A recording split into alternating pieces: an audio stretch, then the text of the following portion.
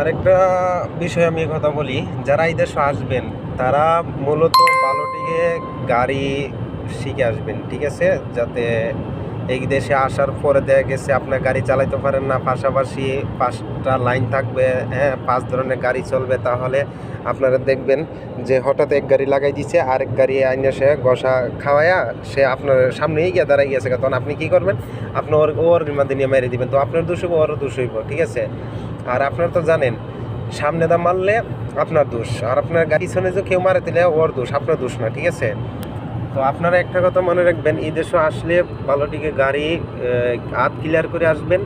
আর এই দেশে আসলে কিন্তু ঘুমাইতে পারবেন না, যে রানিং অবস্থায় অনেক ড্রাইভার ঘুমাই জায়গা যা, তো বছরে মনে করেন 15 থেকে 20 জন অ্যাক্সিডেন্ট করে মারাই যায়। আর জানেনই তো বিদেশের ব্যাপার, ওই দেশেও মৃত্যুবরণ করলে কিন্তু মানুষের মানে আড্ডি আছে না, আড্ডিগুলা কোনো কিছু মানে টুকায়া এখানো করার কোনো উপযুক্তি থাকে না কোনো কিছু, ঠিক আছে? সব ফেস ওইটা জায়গা।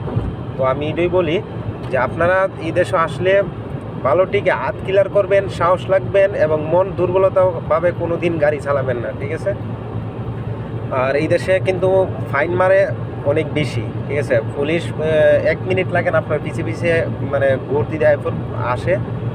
আর কেয়ারফুল করে গাড়ি চালাতে হয়, ড্রাইভিং লাইসেন্স আপনার বাঁচাইতে হবে, মানুষটাও বাঁচাইতে হবে, আপনার গাড়িও বাঁচাইতে হবে, সব দিক দিয়ে কেয়ারফুল রাখতে হবে, ঠিক আছে? এত উঁচার থেকে যদি একটা গাড়ি অ্যাক্সিডেন্ট করে যদি নিচে পড়ে, এই ব্রিজটা কিন্তু অনেক উঁচা, বুঝছেন?